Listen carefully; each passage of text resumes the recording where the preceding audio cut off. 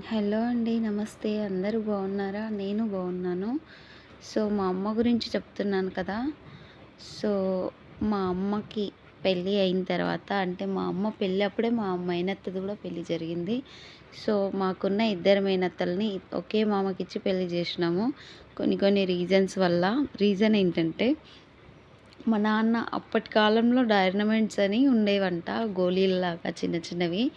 So, అవి పేలుస్తూ ఉన్న టైంలో మా మేనత్త వెళ్ళి చూసిందంట. సో, అదేదో పెద్ద చిన్న రీజనే కానీ చాలా పెద్ద పరిణామం జరిగింది.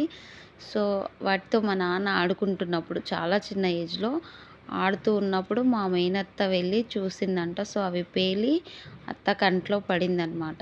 డైనమైట్ అని ఒక రాయో ఏదో అది. సో, దానివల్ల అత్తకి కన్ను పోయిందనమాట. ఎడమ కన్ను పోయింది.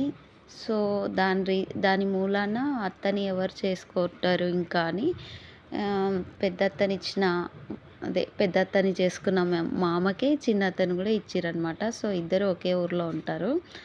సో, అప్పుడే మా నాన్న పెళ్ళి, అత్త పెళ్ళి ఒకేసారి జరిపించిండ్రు. ఇంకా ఇంకా అమ్మ, నాన్న, ఇంకా పెద్దమ్మ, పెద్దనాన్న, నాయనమ్మ అందరూ ఒకే దగ్గర ఉండేవాళ్ళంట. సో, పెద్దమ్మ, మా అమ్మ అయితే చాలా చాలా చాలా కలిసి హ్యాపీగా ఉండేవాళ్ళంట. అంటే లైక్ సొంత సిస్టర్స్‌లా ఉండేవాళ్ళంట. చాలా బాగా ఉండేవాళ్ళంట. ఒకరికొకరు పనులు చెప్పుకొని, ఒకరికొకరు చేసుకోవడం, కలిసి బావి దగ్గరికెళ్ళడం, చేసుకొని అన్ని పనులు మా నాయనమ్మకి చాలా భయపడేవారంట ఇద్దరు గూడా. సో, నాయనమ్మకు తెలవకుండా చిన్న చిన్న పనులు చేసుకోవడం చాలా బాగుండేదంట ఇద్దరు గూడా. సో, లైక్ దట్ అదనమాట సంగతి. అయితే ఇలా ఉన్న తరుణంలో పెద్దన్న పుట్టిండనమాట. సో, ఇంకా తర్వాత పెద్దక్క కూడా పుట్టింది. సో, పెద్దక్క పుట్టిన పసిగుడ్డుగా ఉన్నప్పుడే పెద్దమ్మకి ఏదో ఇష్యూ అయ్యి లైక్ ఫిట్స్ మాదిరిగా వచ్చి పెద్దమ్మ చనిపోయిందనమాట. సో, అప్పటినుంచి పెదనాన్న కూడా ఒంటరి పోరాటమే చేసిండు. తర్వాత కొన్ని రోజులకి ఇంకా మాకు చైన్ ఉండేదంట. చైన్ పనులు చేస్తున్నప్పుడు ఇంజన్ కావాలని చెప్పి మా నాన్న మాకు దగ్గరలో ఉన్న కొత్తకోట అనే సిటీకి వెళ్ళి ఇంజన్ తెస్తున్న టైంలో నాన్నకు కూడా ఫిట్స్ వచ్చిందనమాట. మా నాన్నకి, మా పెద్దనాన్నకి వాయి అంటే ఫిట్స్ వస్తదనమాట. సో, నాన్న లారీ ఎక్కుతున్న టైంలో ఫిట్స్ వచ్చింది. సో, అది ఎక్కిన తర్వాత అది ఎక్కుతుంటేనే మూవ్ అయిందనమాట లారీ కూడా. సో, అందులోనే ఫిట్స్ రావడం వల్ల కింద పడిపోయి నాన్నని లారీ తొక్కడం వల్ల ఇంకా నాన్న చనిపోయిండు. నాన్న ఉన్న టైంలో అమ్మ నాన్నతో తక్కువనే ఉన్నది. ఆ ఉన్న టైంలో కూడా 1, 2 సార్లు ఇట్లా దేశం పోతారు కదా! అలా దేశం పోవడం అట్లా ఇట్లా కూడా చేసిర్రు. బట్ నాన్న ఉన్న తక్కువ టైంలో కూడా అమ్మని చాలా బాగా చూసుకునేవాడంట. చాలా చాలా హ్యాపీగా ఉన్నారంట.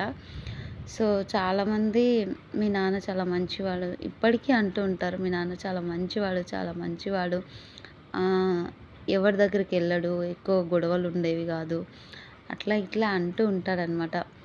నలుగురికి సేవ చేసినాడు అంటే నలుగురితో బాగున్నాడు, నలుగురికి సహాయం చేసిండు. సేవ కాదు, సహాయం చేసిండు అనే మాటలు వింటుంటే చాలా హ్యాపీగా ఉంటుంది. మా నాన్న గురించి నేను మంచిగా వింటున్నానులే అనే హ్యాపీనెస్ వస్తుంది. సో, నా ముందు మా నాన్న గురించి కాబట్టి, నా ముందు కాబట్టి అంటున్నారేమో అనుకున్నాను కానీ, నేను విన్న చాలా వరకైతే మా నాన్న గురించి మంచిగానే చెప్పిర్రు, పాజిటివ్‌గానే చెప్పిర్రు.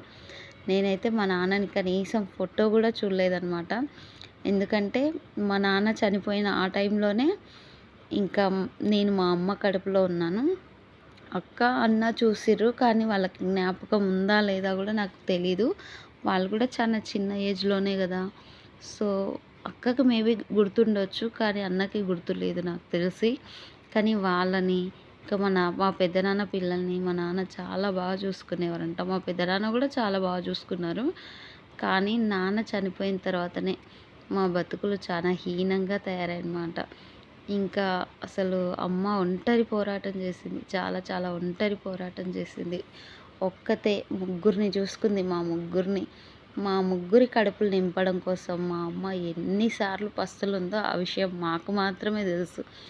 ఎందుకంటే నాన్న చనిపోయిన తర్వాత అమ్మ అంటే పెద్దనాన్న వాళ్ళు డివైడ్ అయ్యారనమాట.